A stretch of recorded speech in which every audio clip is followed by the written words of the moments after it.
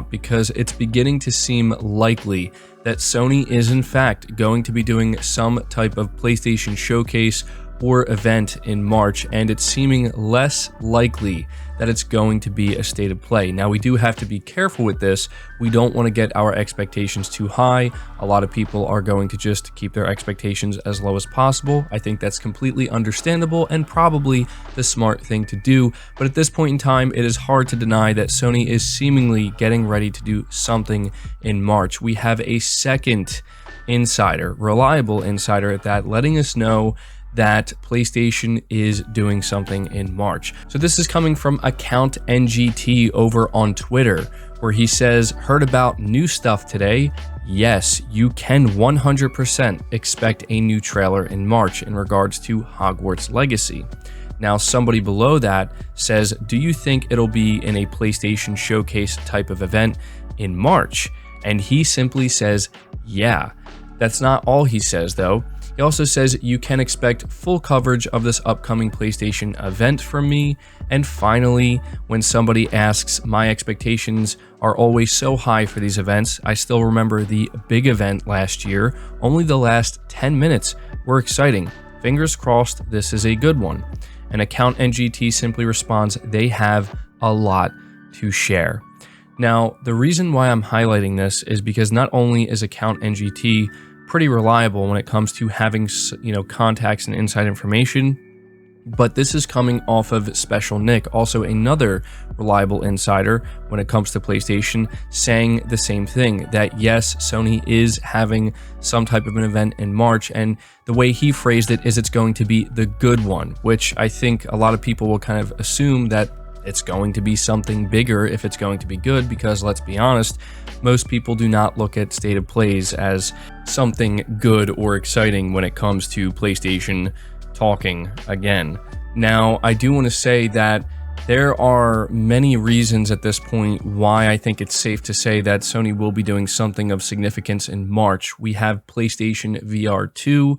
Sony is planning to have this headset out more than likely before the end of the year, so they are going to have to ramp up marketing. Most importantly, as I continue to say, they are going to have to reveal new games and show the software.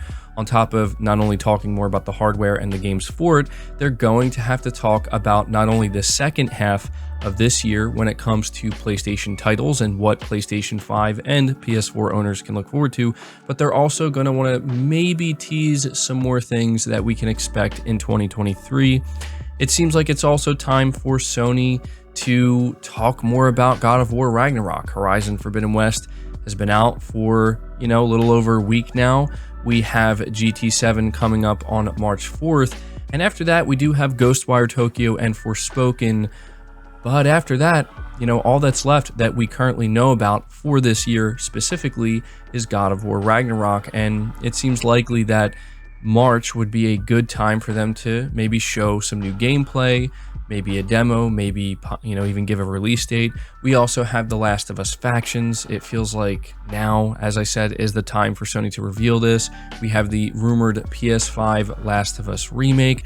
There's been rumors of SOCOM, and there's just a bunch of stuff that Sony and their studios and their partners have been working on that we need updates on, and it feels like it's definitely that time now. And so between all of that, and between these insiders basically saying, yeah, Sony's doing something in March and it's going to be an event, I think that PlayStation fans are going to have a lot to look forward to next month. Now, as I said, I don't want anybody to walk away from this video looking at it as some type of confirmation. We are going to have to wait to hear from Sony. I think something we do have to keep in mind is that there is a lot going on in the world right now, and this could end up having an influence on what Sony wants to do in March. They could decide to move the dates around. They could decide to cancel it altogether, although I think that's unlikely.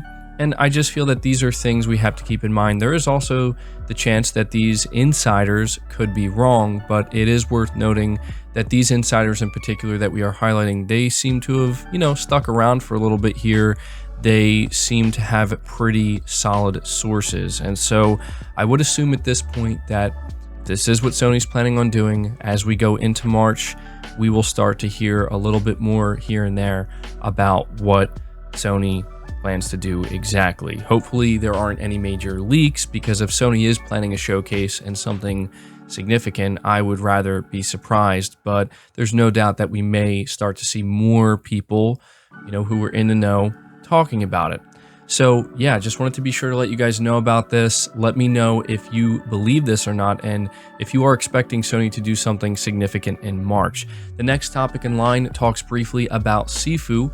On the official Twitter account, they say a special gift is coming for the SIFU Deluxe Edition holders, an exclusive outfit for the main character. It will be released with the first major SIFU update in early May. More info coming soon. They also say the team will also be adding more outfits to SIFU in future updates. If you have ideas, feel free to share. No guarantees, but we'll take a look at all the propositions, which I think is pretty cool.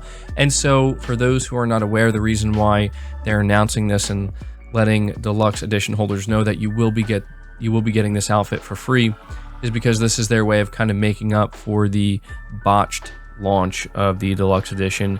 Deluxe owners were supposed to get 48 hours early access, and something went wrong within the PlayStation Store, and that ended up getting reduced quite significantly. So that's pretty cool. As somebody who really enjoyed SIFU and put a lot of time into it, I'll definitely be checking this out when we get this update.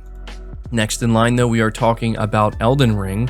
So this is reading from PlayStation Universe, where it says the folks at Digital Foundry have put Elden Ring through its paces on PS5 and PS4 and has come up with some interesting facts in regards to the game's frame rate performance.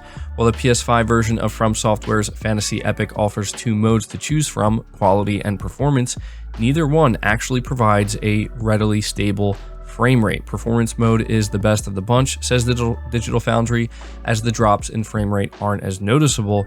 However, when testing the PS4 version on the PS5 via the console's backwards compatibility feature, Elden Ring is able to provide a smooth 60 FPS. Obviously, there's a drop in terms of visual quality, as this is the PS4 version, but if you want a stable frame rate, this is apparently the way to go. It's also worth noting that Digital Foundry made it clear that playing Elden Ring, the PS4 version via PS5 backward compatibility, is the best experience on all consoles, including the Xbox Series X and S. They do emphasize that the VRR feature, if you do have a VRR compatible television, definitely helps out with the Series X version. But if you are looking for the most consistent 60 FPS, playing the PS4 version in backwards compatibility is apparently the way to go, which is awfully strange. There seems to be a bit of controversy surrounding Elden Ring because, it's a game that is sitting at like a 97 on Metacritic, getting 10 out of 10s across the board. But some people are pointing out that when it comes to performance, it's really not ideal. It's really not where it should be, especially on PC. Apparently, it's very, very bad on PC.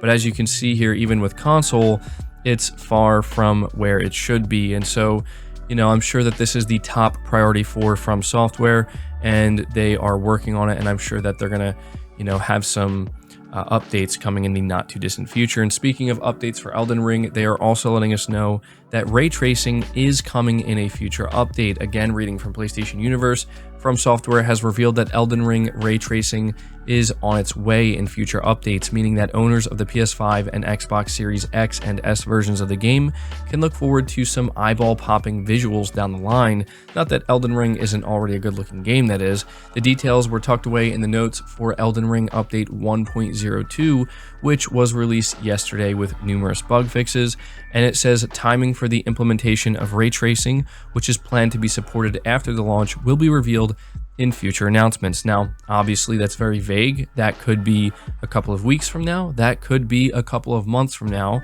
I think it's okay if we assume that it will come sooner rather than later. But then again, if their focus is on trying to make sure that, they're correcting the performance issues, it may end up coming a little bit later than we're expecting. But nonetheless, it's going to happen.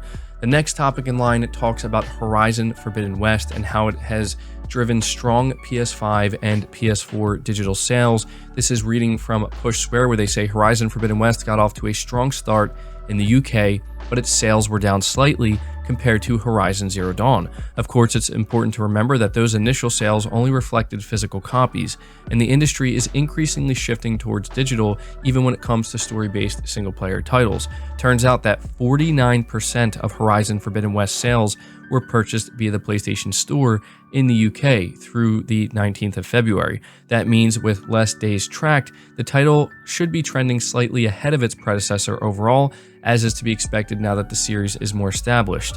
Of the sales split, 67% of the digital copies were purchased on the PS5, which is roughly consistent with what we observed with boxed copies. It's important to remember that it was actually cheaper to buy the PS4 version and take advantage of the free PS4 to PS5 upgrade, but it seems like most people weren't aware of this option or simply didn't care. Interestingly, the hype surrounding Horizon Forbidden West actually propelled digital sales of Horizon Zero Dawn as well in Britain, and it was the 7th best-selling downloadable game in the country through the week ending in February 19th. So, yeah, some pretty interesting sales data here that we are getting out of the UK, and if there's one thing that I think it definitely reveals is that people now more than ever are definitely buying games digitally, even if they are just single-player story-driven. And so I'm hoping that we will get some official sales data from Sony. I don't necessarily think it'll be a bad sign if we don't, but usually Sony only reveals sales data for the games if they feel as though it's something that's really significant and definitely something that they kind of want to brag about. So yeah, I would assume that at some point we are going to get official sales numbers when it comes to Horizon Forbidden West. At least that's my hope. But that's going to do it for this video, guys. I hope you did enjoy it. I hope you did find it informative. Again, if you did, leave it a like. Leave your thoughts down in the comments below. Subscribe to the channel if you're new. Hit the bell notification icon. And feel free to share this video out on top of all that. But until next time, guys, take care.